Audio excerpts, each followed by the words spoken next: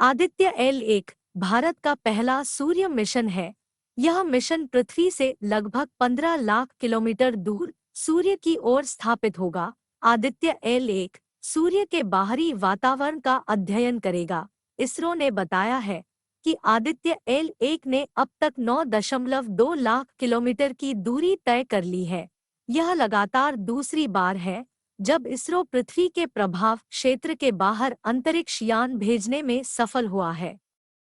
Aditya L1 से जुड़ी कुछ और जानकारी। आदित्य L1 ने अब तक अर्थ बाउंड मैनूवर और एक ट्रांस लैग्रेंजियन पॉइंट एक इंसर्शन में मैनूवर सफलतापूर्वक पूरा किया है।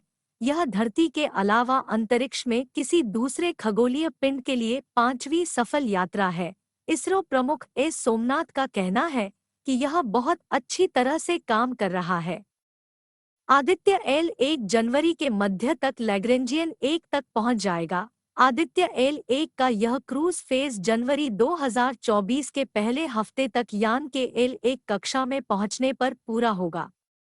इस बीच आदित्य L1 में लगे आस्पेक्स पेलोड की एक यूनिट स्टेप्स को सफलतापूर्वक चालू कर लिया गया है, जिसने पृथ्वी के मैग्नेटोस्फीयर और उसके बाहर अंतरिक्ष में स्थित ऊर्जावान कणों के बारे में जानकारियां जुटाई है।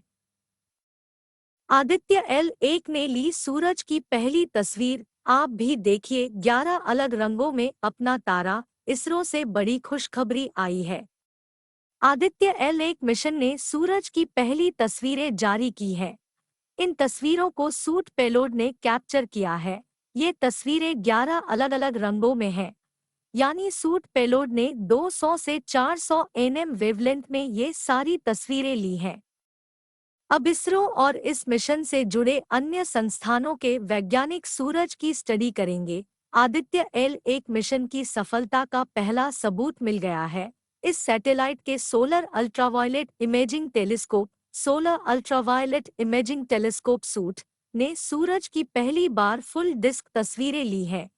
ये सभी तस्वीरें 200 से 400 नैनोमीटर वेवलेंथ की है। यानी आपको सूरज 11 अलग-अलग रंगों में दिखाई दे रहा है। आदित्य L1 के सूट पेलोड को 20 नवंबर 2023 को ऑन किया गया था। इस टेलीस्कोप ने सूरज के फोटोस्फेयर और क्रोमोस्फेयर की तस्वीरें ली हैं।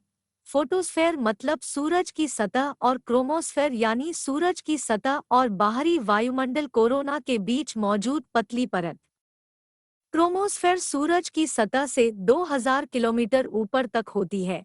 इससे पहले सूरज की तस्वीर 6 दिसंबर 2023 को ली गई थी, लेकिन वह पहली लाइट साइंस इमेज थी। लेकिन इस बार फुल डिस्क इमेज ली गई है, यानी सूरज का जो हिस्सा पूरी तरह से सामने है उसकी फोटो। इन तस्वीरों में सूरज पर मौजूद धब्बे, प्लेग और सूरज के शांत पड़े हिस्से दिख रहे हैं।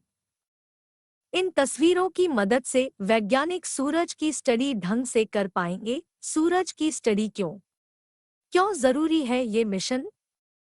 सूरज हमारा तारा है। उससे ही हमारे सौर मंडल को ऊर्जा यानी एनर्जी मिलती है।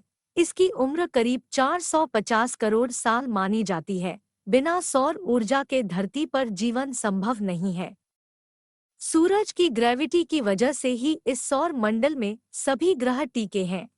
सूरज का केंद्र यानी कोर में न्यूक्लियर फ्यूजन होता है, इसलिए सूरज चारों तरफ आग उगलता दिखता है। सूरज की स्टडी इसलिए ताकि उसकी बदौलत सौर मंडल के बाकी ग्रहों की समझ भी बढ़ सके। सूरज की वजह से लगातार धरती पर रेडिएशन, गर्मी, मैग्नेटिक फील्ड और चार्ज्ड पार्टिकल्स का बहाव आता है। इसी बहाव को सौर हवा या सोलर विंड कहते हैं। ये उच्च ऊर्जा वाली प्रोटॉन से बने होते हैं। सोलर मैग्नेटिक फील्ड का पता चलता है, जो बेहद विस्फोटक होता है। कोरोनल मास इजेक्शन CME वजह से आने वाले सौर तूफान से धरती को कई तरह के नुकसान की आशंका रहती है। इसलिए अंतरिक्ष के मौसम को जानना जरूरी है। यह मौसम सूरज की वजह से बनता और बिगड़ता है।